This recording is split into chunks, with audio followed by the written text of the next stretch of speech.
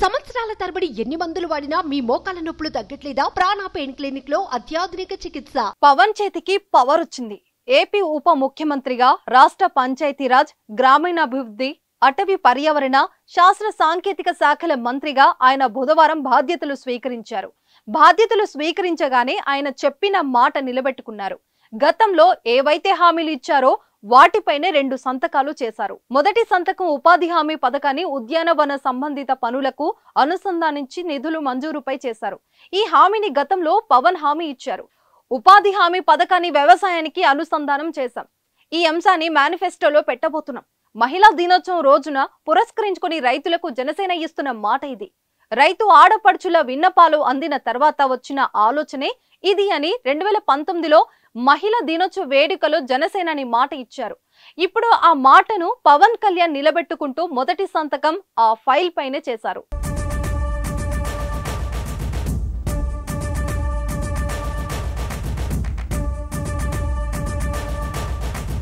గిరిజన గ్రామాల్లో పంచాయతీ భవనాలు నిర్మాణానికి 2వ సంతకం చేశారు పవన్ కళ్యాణ్. ఈ హామీని 2023లో ప్రజలకిచ్చారు. వైసీపీ హయాంలో పంచాయతీకి నిధులు మళ్లించడంతో సర్పంచులు ఆందోళనలు చేయగా వారికి పవన్ అప్పట్లో మద్దతు ప్రకటించారు. వారికి అండగా నిలబడ్డారు. వివిధ గ్రామాల సర్పంచులతో సమావేశమై సమస్యలు అడిగి తెలుసుకున్నారు. ఈ క్రమంలోనే వైసీపీ హయాంలో పంచాయతీ వ్యవస్థ నిర్వీర్యం అయిందని విమర్శలు గుప్పించారు.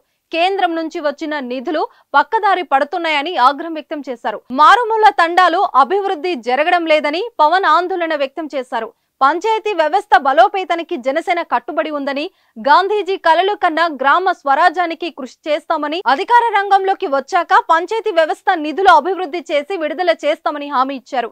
చెప్పినట్టుగానే పంచాయతీరాజ్ మంత్రిగా బాధ్యతలు స్వీకరించగానే గిరిజన గ్రామాల్లో పంచాయతీ భవనాలు నిర్మాణానికి 2వ సంతకం చేసి ఇచ్చిన మాటను నిలబెట్టుకున్నారు.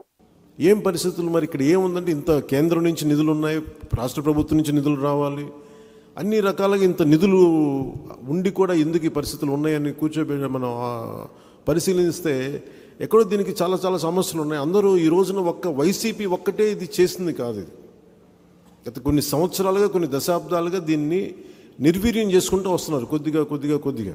ఈ 2 కాదు, మిగతా హామీలను కూడా అమలు చేయడానికి పవన్ కసరత్తు చేస్తున్నారు. బాధ్యతలు స్వీకరించిన మొదటి రోజే మొత్తం 10 గంటల సేపు ఆయన సమీక్షలు నిర్వహించారు.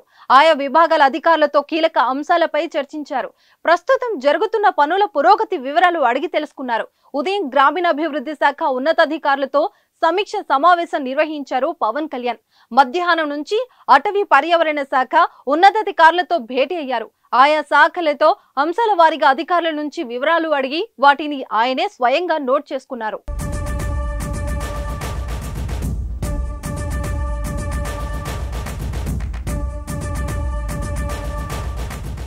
సుమన్ టీవీలో మీ పర్సనల్ అండ్ బిజినెస్ ప్రమోషన్స్ కోసం కింది నెంబర్కి కాంటాక్ట్ చేయండి.